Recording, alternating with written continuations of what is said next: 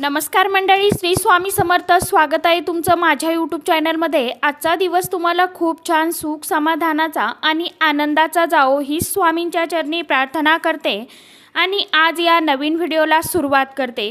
तर बघा मित्रमैत्रिणींनो, घरामध्ये कापूर जाळल्याने नेमकं काय होतं त्याविषयीची माहिती आजच्या या नवीन व्हिडिओमध्ये तुमच्याबरोबर मी शेअर करणार आहे. त्यामुळे तुम्ही हा व्हिडिओ स्किप न करता शेवटपर्यंत नक्की बघा. चॅनलवरती तुम्ही जर हा व्हिडिओ पहिल्यांदा बघत असाल तर चॅनलला आवर्जून सबस्क्राईब करा आणि असेच नवनवीन माहितीपूर्ण व्हिडिओ बघण्यासाठी समोरील बेल आयकॉनलाही प्रेस करा.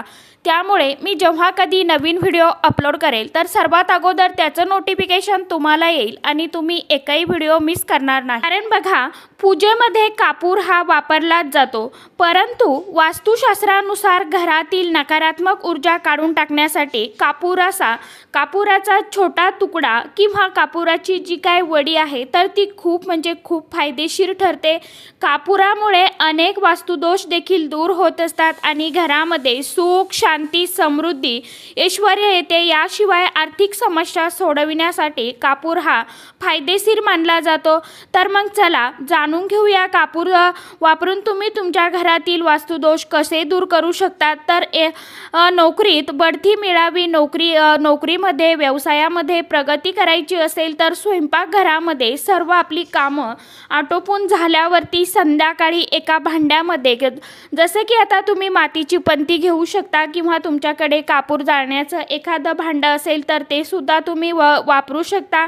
एका भांड्यामध्ये, पंतीमध्ये तुम्हाला कापुराच्या 3 किंवा 5 वड्या घ्यायच्या आहे आणि लवंगा घ्यायच्या आहे. 3 घ्या किंवा 5 घ्या किंवा 1 घेतली तरी देखील चालणार आहे.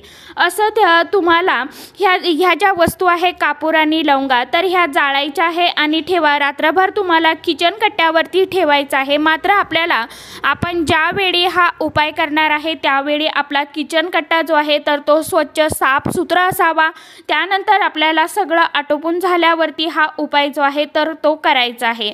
असं केल्याने कुटुंबातील सदस्यांची प्रगती होऊ लागते आणि कामाच्या नवनवीन संधी ज्या आहेत तर त्या आपल्याला मिळू लागतात.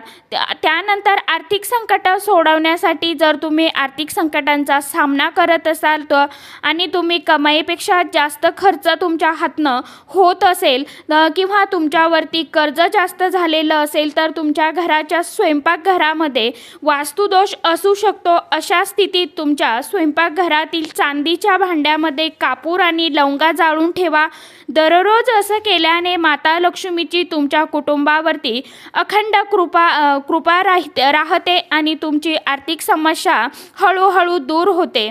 सोबतच असं केल्याने आपली जी काय रखडलेली कामं आहेत तर ती कामे देखील मार्गी लागतात. वास्तुशास्त्रानुसार घराच्या आग्नेय दिशेला रोज कापूर जाळल्याने आर्थिक सुख, समृद्धी, शांती, ऐश्वर्य राहतं.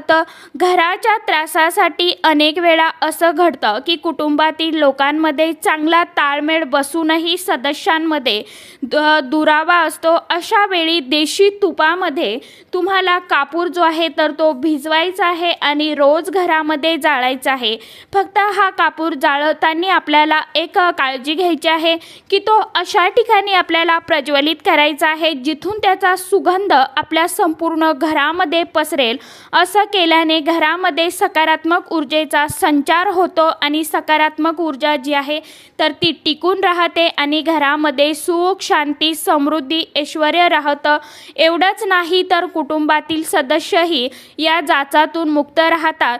तर अशा प्रकारे तुम्हाला घरामध्ये रोज कापूर जाळायचा आहे आणि आपल्या घरामध्ये जी काय निगेटिव्हिटी आहे, नकारात्मकता आहे तर ती दूर करायची आहे. कापूर जाळण्याला वास्तुशास्त्रामध्ये आणि धर्मशास्त्रामध्ये खूप महत्त्व आहे. त्यामुळे आपल्याला रोज आपल्या घरामध्ये 3-5 नाही जाळणं झाल्या तरी एक कापुराची वडी जी आहे तर ती सकाळ संध्याकाळ जाळायची आहे. ज्यांना सकाळी जाळणं होत नसेल वेळेअभावी त्यांनी सायंकाळी तरी आपली दिवाबत्तीच्या वेळी एक कापुराची वडी जी आहे तर ती आवर्जून प्रज्वलित करायची आहे. तर चला, आजच्या व्हिडिओमध्ये इतकीच माहिती होती. कशी वाटली नक्की सांगा. व्हिडिओ आवडला तर चॅनलला आवर्जून लाईक, शेअर, सबस्क्राईब जरूर करा. परत भेटूया नवीन माहितीसोबत, नवीन व्हिडिओसोबत. तोपर्यंत सर्व माझ्या यूट्यूब परिवाराला श्री स्वामी समर्थ.